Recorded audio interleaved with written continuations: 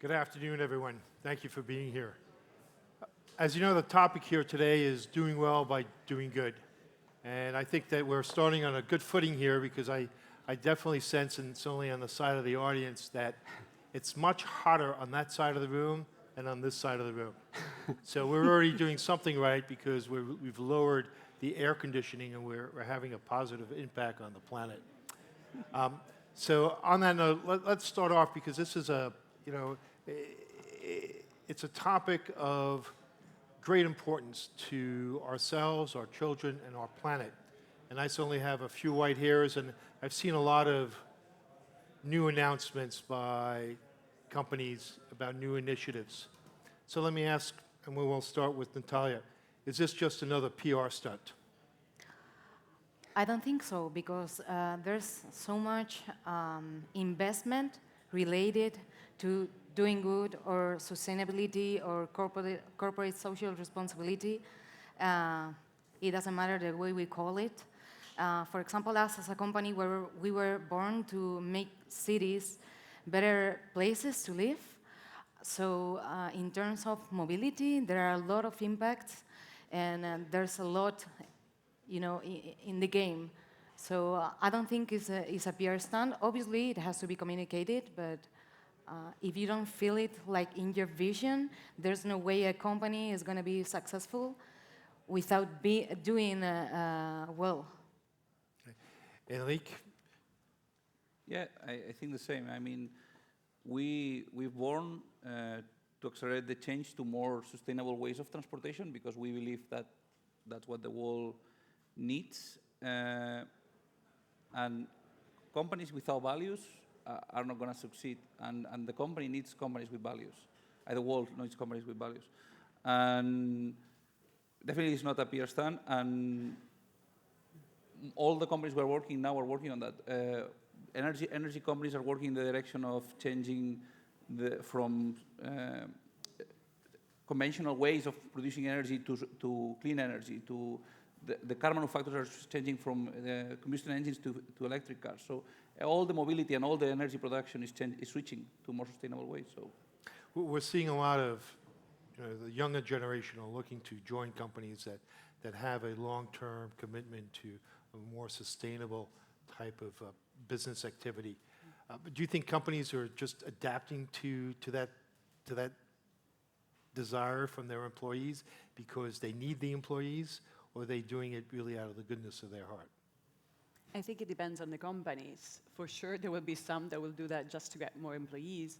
But I think it's clear that if we look at future generation, the only way to have an actual impact is for all the companies to be more engaged at a sustainable level.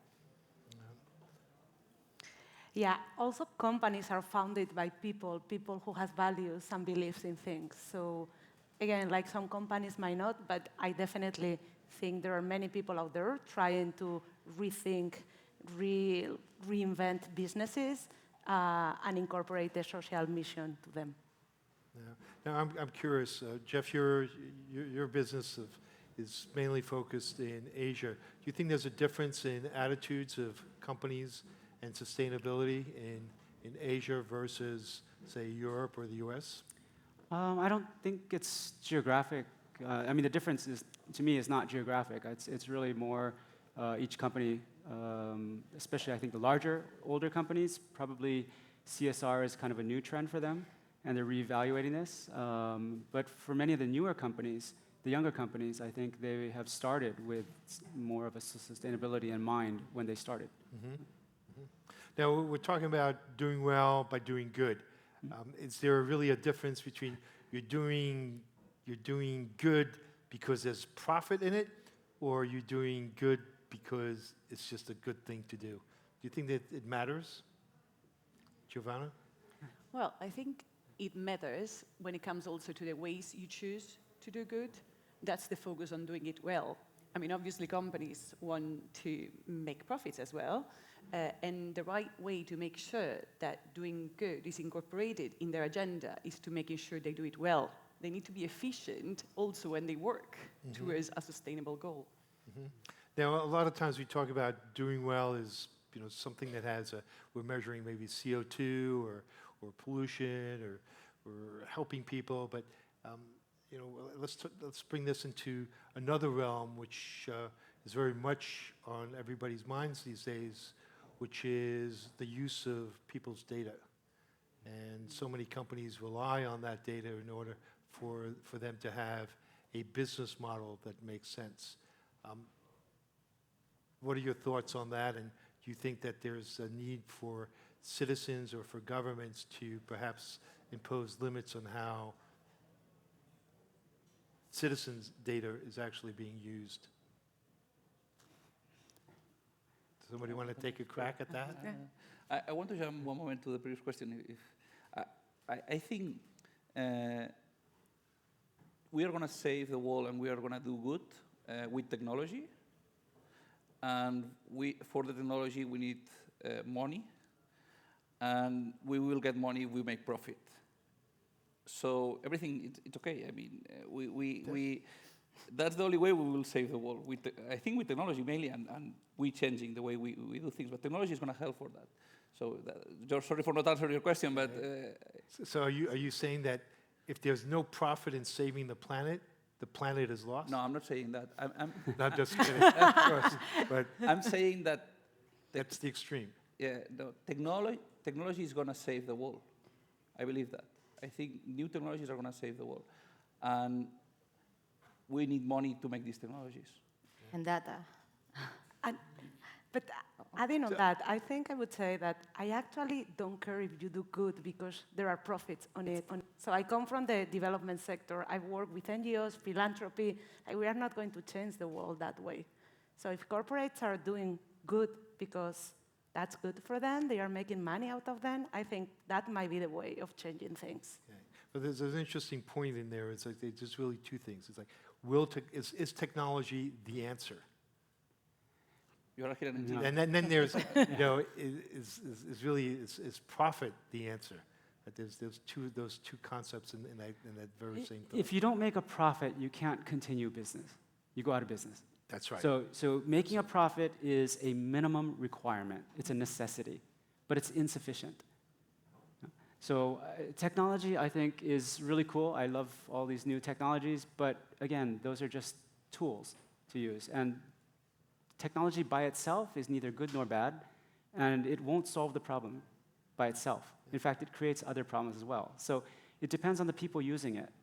So if their incentive is to make a profit and they use it in a way which generates lots of good things for the public, terrific. If it ends up making them lots of money at the expense of everybody else, that's probably not good. Now, if technology is not the solution, right, what would be part of the solution? Us, changing our minds and working every single day to make choices and decisions in business or, you know, personal decisions that are strongly driven by the way we want to impact socially, So economically. values. Yeah, of course. Yeah. Strong values and an ethical behavior, because sometimes we miss that kind of behavior in our day-by-day, you know, So how would we do that as a society or as companies? And is it the role of companies really to instill values in its employees? I think it's already, that has already started. Okay. There's a new... Yeah, you're shaking your head, yes? I think there is the need for a cultural revolution in that sense. I completely agree. Technology is a tool, is a means. What we need to choose the end, the objective. And honestly, I agree with Natalia. The people are the one who are going to make that kind of choices, and corporate are made by people in the moment. And that's the moment in which, yes, motivating, it can be one way or another, but definitely a company will have to lead that kind of change. Yeah. Well, we've certainly seen a lot of controversy in the last, just in the last several months over in the last several years. We had a change in leadership at Uber, and we had a change in leadership at WeWork. I mean, that gets really to the question of values and what matters and how you treat people. So what are your thoughts on that, Patricia? Yeah, I think also we have a responsibility as customers. Those companies also are serving the needs of the clients' customers, and we are employees, but also make purchasing decisions and make decisions on what kind of businesses we want to support. So I think we can create incentives on that so that corporates can follow. So of course there will always be people that sometimes like say something and do something different, but I think it's our responsibility to hold them accountable to that double standard. That's a very interesting thought, that customers have a responsibility.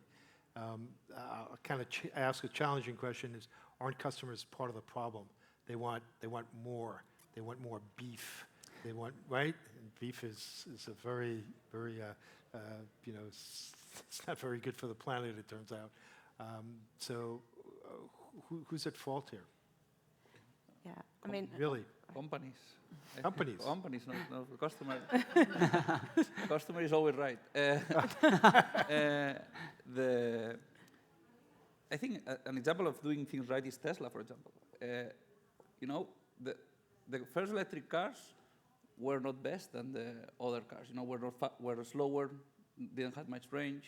So Tesla did, okay, I'm going to make a better car, faster, quicker, efficient, you know, with more technology, autonomous, and everybody wants to buy a Tesla, you know, because it's better.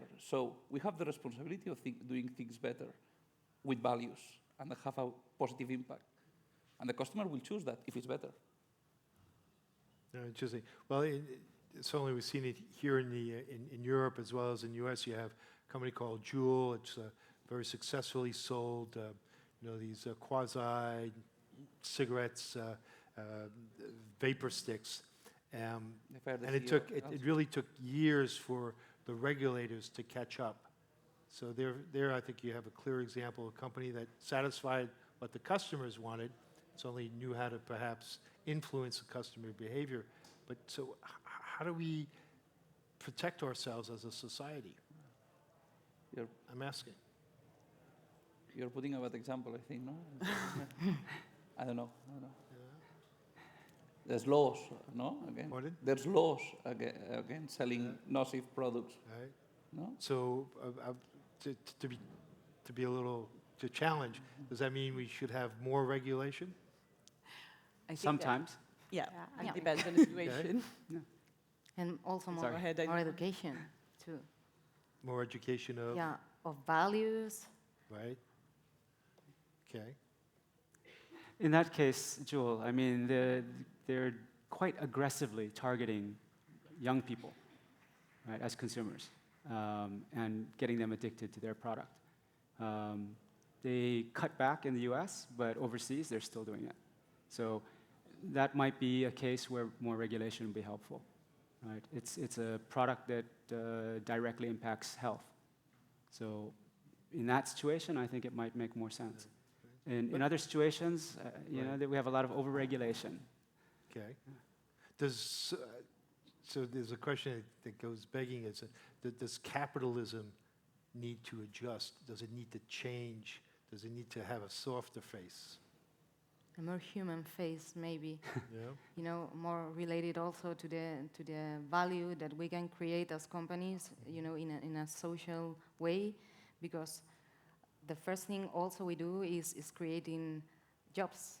So maybe if we make it more human and we start to you know, to measure also the success of companies not only by dollars, but also by other impacts and the value they are creating in other ways. Because success definition also has changed a lot. That's quite interesting. So what do you tell your investors? Oh, I'm doing well, I'm doing good, but I could be doing even better if I did, you know, less good. Instead of giving you a 10x return, I could give you a 15x return. What will your investors say? I think it's time-based. I think if you're looking at a discrete time span, short term, of course, the investor wants a bigger return, right? But if you're doing 15x, you're probably doing it at the expense of your future. And if you go to an extreme, it probably means that the market will push back on you. So if you want to have a long-term sustainable business, intentionally taking less off the table could actually be in your benefit. The problem is that the management structures and whatnot, the governance, is really optimized for short-term returns. Exactly. So I don't see how can we possibly incentivize investors to take a lower short-term return because there's a longer possible return. All the investors I've seen, they want the 10, 15x in 3 years, 5 years. They don't want to wait 10 years. Why would I want to wait 10 years? I can't, I want the boat now. Yeah, but there is more and more research also that tell us that you can invest in sustainable companies without sacrificing on returns. Maybe not on everyone, but that space is opening, and there is more and more research proving that maybe there is a middle ground where you can get both of them. How would you think we could maybe measure this doing good? Do you have any thoughts on, did you get little bonus points? If you do, you get 3 gold stars if you did well, and you get 4 if you did really well. Is there some methodology we could develop so that maybe we could then use that measurement system to incentivize people? Maybe lower tax rates, maybe other types of incentives. I think there is already a lot that we are doing in terms of measuring the impact in a different way. And in the last few years, that's what we are working on as well. We found different kind of indicators that show it more evidently. And when it comes to the social impact, environmental impact, people are paying more attention to that now. Obviously, it would be amazing what you said if there was a formalized way of putting stars on whoever is behaving better in that sense, as you're doing at school with children. But I think that we may go in that direction. And possibly, as you said, there are moments in which the legislation follows, and others in which legislations can be leading the way in that sense. Patricia, I think your company is developing kind of a scoring system for doing companies. Good, for companies. Maybe you could talk about that a little bit. So we actually gather data from many different sources. We aggregate and we create scores for sustainability, environmental, social, different dimensions. Depending on what your interest, you can customize it and you can have, but then we gave a score to each company according to those different criteria. So currently we do for investors, but you could see in the future, I don't know, consumers with an app, you go to the supermarket, you go somewhere, and you can see what sustainability score the different companies have. And that hopefully could contribute to create incentives in the right direction.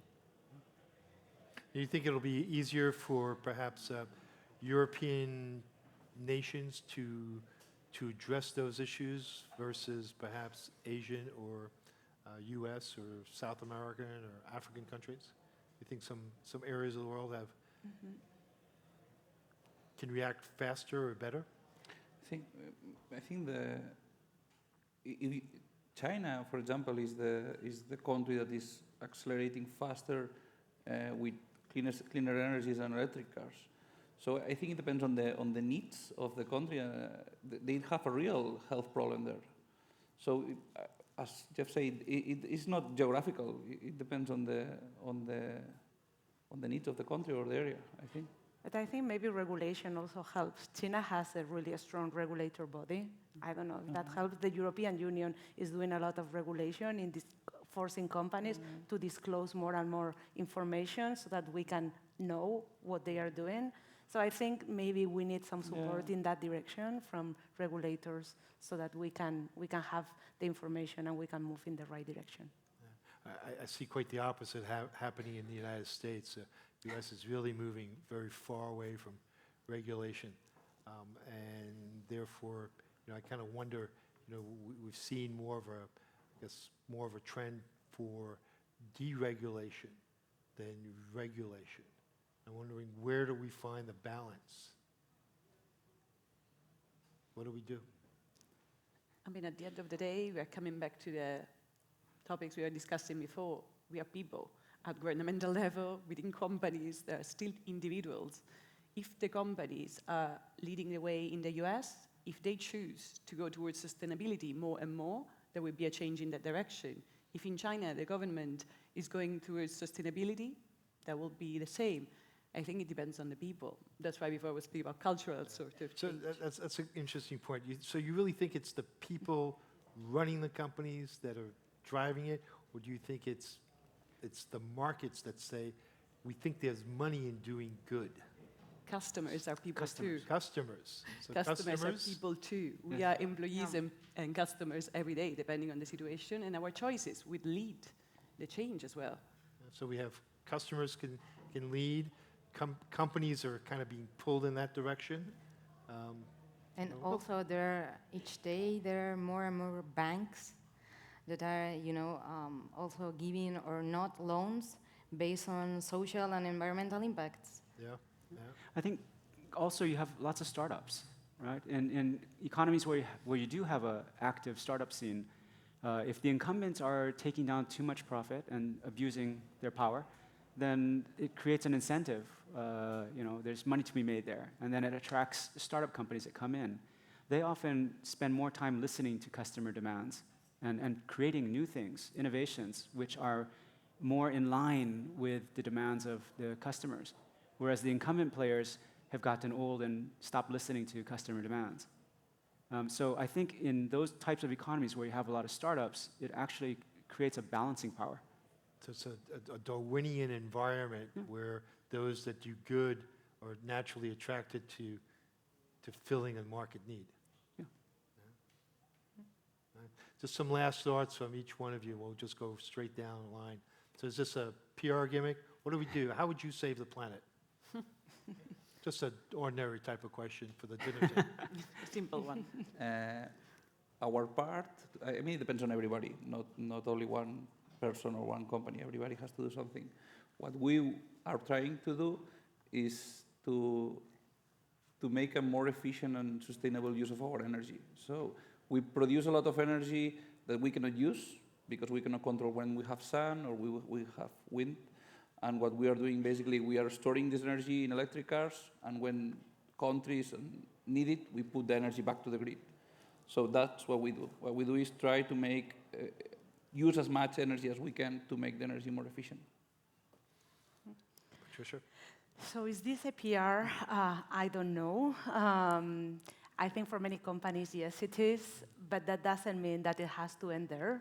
I think there is a lot of education and incentives and things that need to come in place so that we all move towards that. How do I try to save the planet? I try to change the incentives of financial markets because I think financial incentives are important, and that's why we are trying to bring social impact into financial markets so that now we can make financial decisions taking also into account sustainability criteria. Well, when it comes to us, it's clear that we realize that it can be a part of the PR strategy of a lot of companies, this idea of doing good. So what we try and do is making sure that they are doing that, they are using as much energy as they can, pushing in the right direction, when they are demonstrating that to investors as well and to their customers. So you connect what they are doing with indexes and indicators of what is the impact at social, environmental level. Jeff? Surely there are lots of companies that are just doing PR, right? But if they actually end up doing good things, okay, I'm fine with that. I think most consumers are smart enough to see through very simple gimmicks. But I do think actually many companies now are becoming much more sustainably and kind of socially minded, and that the younger generation is truly much more engaged and motivated by those things. And as a result, companies are adjusting. Oof. Oof. Well, I think PR and communication matters. So if it, get a company in a place that is good also for the people, it doesn't matter where it started. It was just an action of PR. More and more business also has it on their own DNA. And talking about me, as you told us to be like straight on that, a good bet for gender inclusion. Maybe we could have more women, like like leaders in the governments and also in companies, we could change the situation. No, I think that's a great point. Matter of fact, I think that's a great point to kind of end things on, because I think inclusion is all part of this conversation. I think the world's been solely controlled by, and I'm the first one to say this, by a lot of white men over the years. And I think that by getting the diversity of opinions, right? You look at all the surveys that have been done, it's really quite clear that you can make a lot more money if you've got all kinds of people on your team and on your board, different colors, different backgrounds, from different sects and different beliefs. There's something really magical that happens. And I think that's really extremely important to have that as part of our doing well by doing good, because it is all related. And I think, personally, I think we have a responsibility certainly to our children, to leave them with a better planet. And I certainly hope that's the direction that we're going into. I'm not always convinced that we are. We kind of have all these bumps and backwards and forwards that we're experiencing as a society. But I hope we get there. So, thank you all. Thank It's you. been a pleasure. Thank you. Thank you. Thank Thank you. you.